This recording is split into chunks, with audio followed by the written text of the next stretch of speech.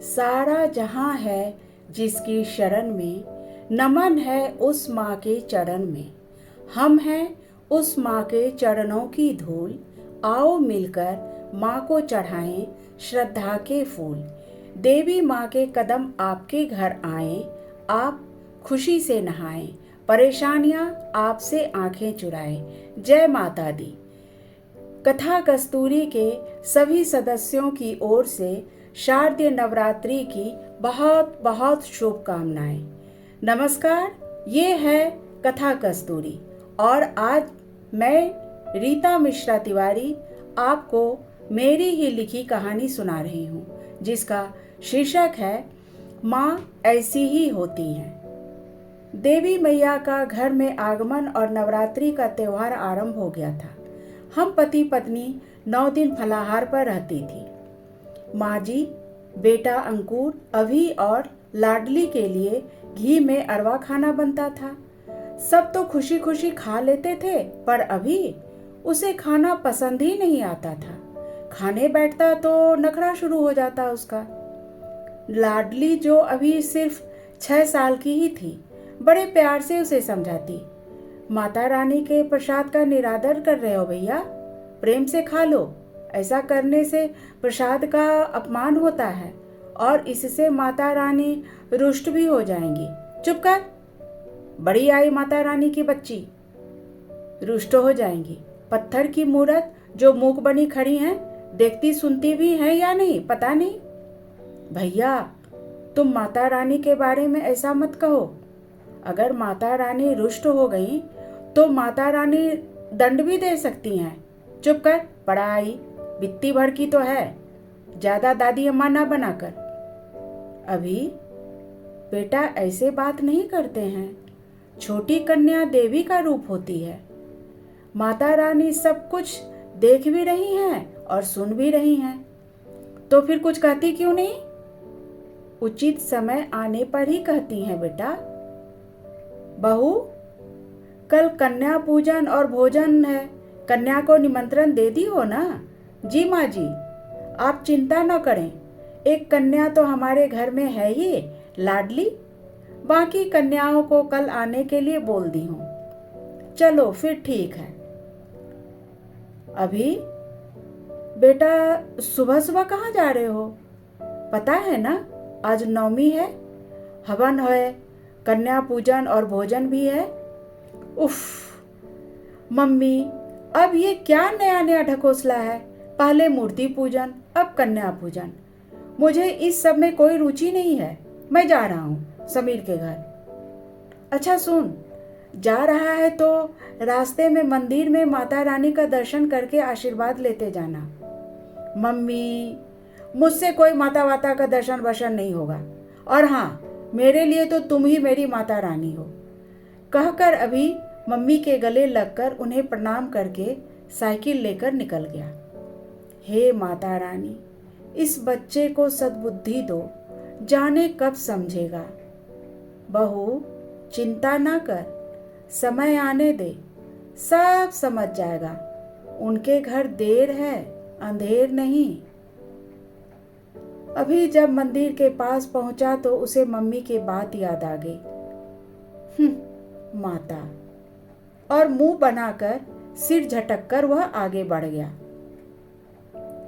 अभी थोड़ी दूर ही गया था कि एक बड़े पत्थर से टकराकर जोर से चिल्लाकर मम्मी बचाओ कहते हुए गिर पड़ा, जिससे उसके सिर पर चोट आई, पैर में भी बहुत चोट लगी। दर्द से वो चीख रहा था, मम्मी बचाओ मम्मी, और उसकी आंखें धीरे धीरे बंद होने लगी थी। उसके सिर से बहुत रक्त स्राव हो रहा था।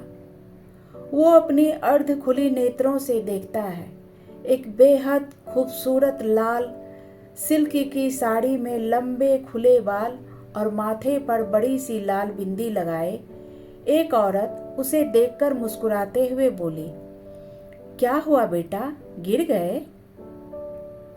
अरे, तुम्हें तो बहुत चोट आई है, रक्त प्रवाह हो रहा है, बहुत दर्द हो रहा होगा ना? नीचे बैठकर उसके सिर को अपनी गोद में लेकर सहलाने लगी। हाँ, बहुत दर्द हो रहा है। कौन हो आप? मुझे लगता है मैंने आपको कहीं देखा है। मैं? माता? माता किसकी? जबरन आंखें खोलकर अभी देखने और उन्हें पहचानने की कोशिश कर रहा था। सबकी माता, जगत माता। जगत माता? मैं कुछ समझा नहीं। न जाने क्यों लग रहा है कि मैंने आपको कहीं देखा है, पर कहाँ, याद नहीं। बहुत दर्द हो रहा है।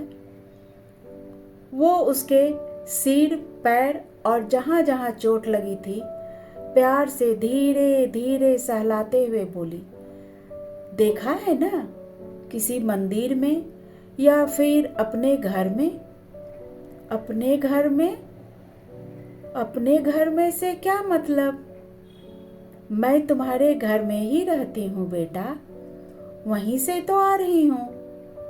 मंदिर, घर, पर मैं तो आपको घर पर कभी देखा नहीं। देखकर भी अनदेखा किया है बच्चे।